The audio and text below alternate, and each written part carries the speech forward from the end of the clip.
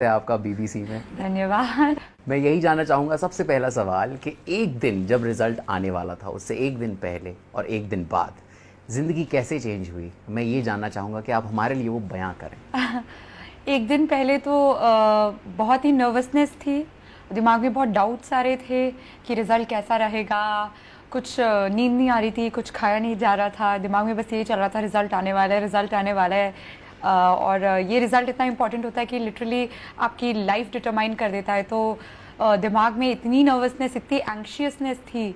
और एक दिन बाद, रिज़ल्ट के एक दिन बाद समझ ही नहीं आ रहा था कि अच्छा क्लियर हुआ और रैंक 1 भी आ गई। और इतना सारा मीडिया अटेंशन, अब सडनली सब मुझे जानते हैं, इतने लोगों के कॉल आ रहे हैं, एकदम दुनिया बदल गई। कितने कॉल्स आए आपको ये तो मैं नहीं पूछूंगा, पर कितने आपको सबसे जो फनी कॉल आया हो? जी सबसे सबसे फनी तो नहीं कहूँगी, बट थोड़ा डराने वाला कॉल था कि एक पेरेंट का कॉल था। वो कह रहे थे कि नहीं प्लीज़ मेरी डॉटर से बात कर लीजिए, उन्होंने 2 दिन से कुछ खाया नहीं है, उनकी एक ही डिमांड है कि बस आपसे बात करनी है, उसके बाद ही खाएंगे, उनकी डेथ का, लाइफ और डेथ का सवाल है। तो ये थोड़ा डरावना कॉल हो गया था। तो इसको मैं फ़नी तो नहीं कहूँगी। नॉवेल्स भी आप पढ़ती हैं काफ़ी सारे, कौन जी। कौन से नॉवेल्स पढ़ती हैं? जी काफ़ी सारी, चाहे फिक्शन हो, नॉन फिक्शन हो। फिक्शन की बात करें तो जैसे कि आपने कहा कि मुझे जेन ऑस्टिन बहुत पसंद है। नॉन फिक्शन की बात करें तो मैं पी साईनाथ पढ़ती हूँ, अमर्त्य सेन पढ़ती हूँ, डॉक्टर B.R. अम्बेडकर, काफ़ी सारे। क्या आपने बचपन में कभी कॉमिक्स पढ़ी थी? कॉमिक्स, हाँ, मैं आर्चीज़ कॉमिक्स पढ़ती थी। मैंने थोड़ी थोड़ी अमर चित्र कथा की भी कॉमिक्स पढ़ी हुई हैं। तो रीडिंग तो काफ़ी रहा है और डाइवर्स रीडिंग है। डाइवर्सिटी की आपने बात की, आर्ट से भी आप काफ़ी जुड़ी हुई हैं। मैं अभी देख रहा था मधुबनी पेंटिंग और पढ़ रहा था जी। पेंटिंग का शौक कैसे आया आपको और किस तरह से मोटिवेट हुई आप पेंटिंग करने के लिए? जी पेंटिंग का भी शौक मैं कहूँगी मम्मी ने ही डेवलप कराया। उन्होंने कहा कि नहीं बेटा, आप थोड़ा कंस्ट्रक्टिव एक्टिविटीज़, एक हॉबी कुछ बनाइए।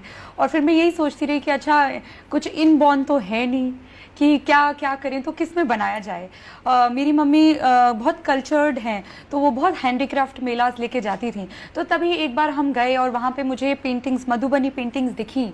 और मैंने देखा कि ये कुछ अलग है, इतना इतना कलर है, इतने सारे कलर्स हैं, इतनी वाइब्रेंट है, इतनी आई कैचिंग है, एक अलग ही पैटर्न है। क्योंकि ये पेंटिंग्स नॉर्मल पेंटिंग्स की तरह नहीं होती, बहुत ही अलग टाइप की पेंटिंग्स हैं जिसमें नेचर डिपिक्टेड है, जियोमेट्रिक पैटर्न्स डिपिक्टेड हैं और बहुत बहुत इंट्रिकेट वर्क है, बहुत छोटी छोटी लाइनों का काम होता है इसमें। तो ये बहुत आकर्षित करती है आंखों को। और जब मैंने देखा तो मैंने सोचा कि अच्छा ये उतना टफ भी नहीं है कि मेरे को एग्जैक्ट बहुत ही बिल्कुल कुछ ट्रेनिंग लेके करना पड़ेगा। तो ये शायद कुछ है जो मैं एक विदाउट ट्रेनिंग भी कर पाऊंगी और ये बहुत सुंदर भी बनेंगी। तो उस प्रकार से एक इंटरेस्ट डेवलप हुआ और फिर बनाना शुरू किया। और किस तरह पढ़ाई करती थी आप? एग्जाम्स में वापस आऊंगा, आपने टॉप किया है, किस तरह की पढ़ाई दिनचर्या रहती थी आपकी? कितना घंटे पढ़ती थी आप, और या 24 घंटे किताबें में घुसी रहती थी या घूमती भी थी? जी ऐसा तो बिल्कुल पॉसिबल नहीं है कि आप पूरे दिन ही पढ़ाई करें, क्योंकि आई थिंक वो थोड़ा अब नॉर्मल हो जाएगा। ह्यूमन ब्रेन की भी एक कैपेसिटी होती है, उसके आगे तो कोई भी नहीं कर सकता।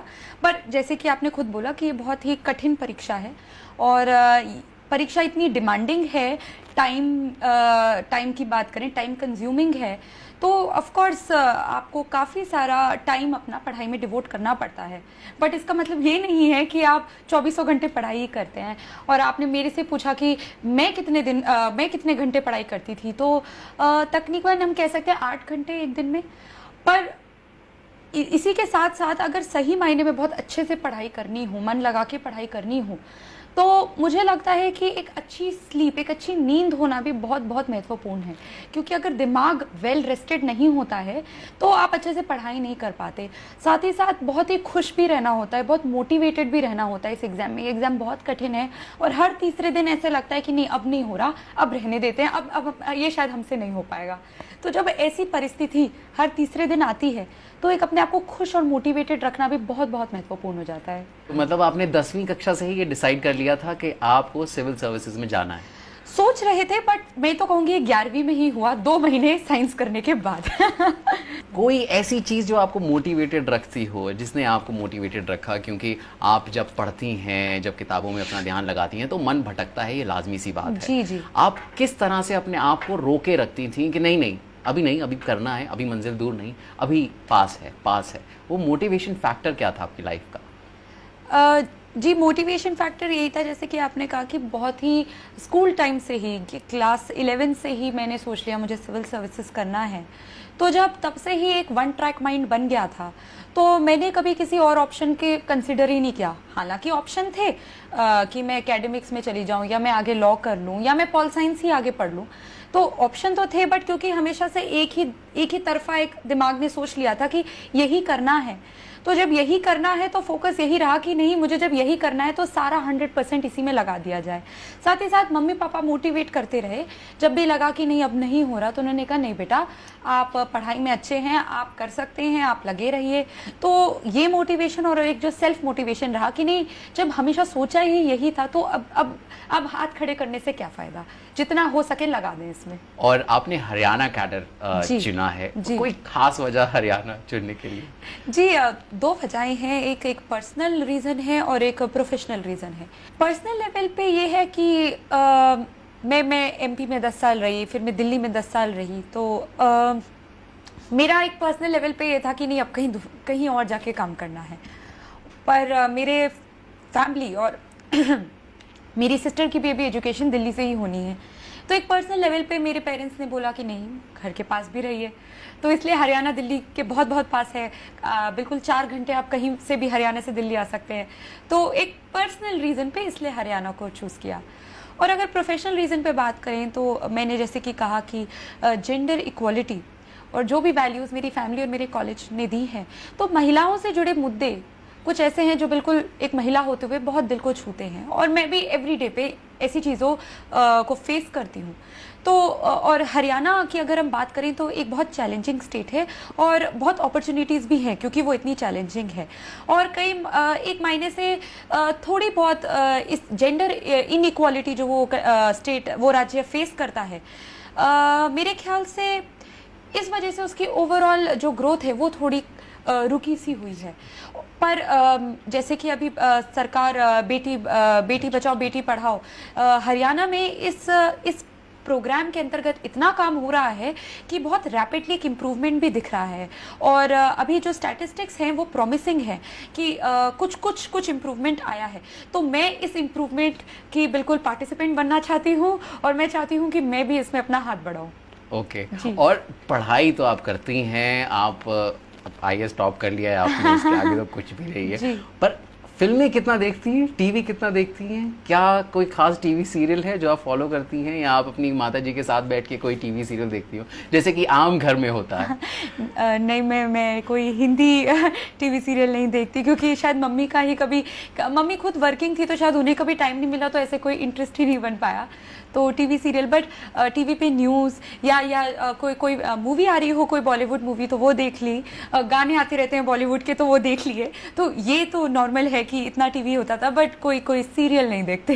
अब जो UPSC के लिए प्रिपेयर कर रहे हैं, जो एस्पिरेंट्स हैं, उनको आप क्या मोटिवेशन देना चाहेंगी? उनके लिए आपका क्या गुरु मंत्र होगा, क्या पीस ऑफ एडवाइस होगी? सबसे बड़ी एडवाइस तो यही देना चाहूँगी कि ये एग्ज़ाम इतनी कठिन है कि जैसे कि मैंने आपको पहले भी कहा, हर तीसरे दिन लगता है कि बस हमसे नहीं होना, हमसे नहीं होगा, छोड़ देते हैं, गिव अप करने की इतनी ज़्यादा फीलिंग आती है।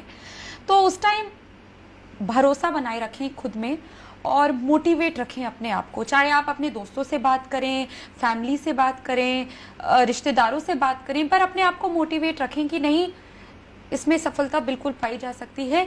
बस एक धैर्य बनाए रखें, पेशेंस रखें कि ये हो सकता है। और रही बात हार्डवर्क की, तो हार्डवर्क एक दिन वाला नहीं चाहिए, एक कंसिस्टेंट, एक डेली हार्डवर्क चाहिए। ये ऐसा नहीं है कि चलिए 2 दिन पढ़ लिया और तीसरे दिन चलो ठीक है हो गया, ये हर दिन का हार्डवर्क है।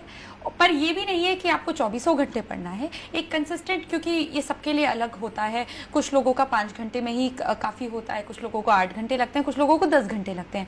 जो भी आपकी पेस ऑफ लर्निंग है उस हिसाब से एक डेली पढ़ाई करें, होप ना खोएं, पेशेंस रखें, और ऑफ कोर्स एक रूटीन बनाना पड़ता है, ये एक दिन की बात नहीं होती, तो रूटीन के लिए डिसिप्लिन होना बहुत इंपॉर्टेंट है।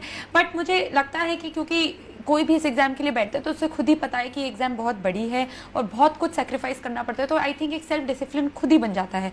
तो वही उस सेल्फ डिसिप्लिन को बनाए रखें, हार्ड वर्क करते रहें, और सबसे बड़ी बात, होप ना खोएं, क्योंकि हर तीसरे दिन एक अकेलापन लगता है, तो उस दौरान मोटिवेट रखें अपने आप को। क्या बात है टीना, आपने बीबीसी के लिए वक्त निकाला और हमसे नहीं, बात मेरा की। मेरा प्लेजर है कि मैंने आपसे बात करी। Thank you Tina, thank you so much. धन्यवाद।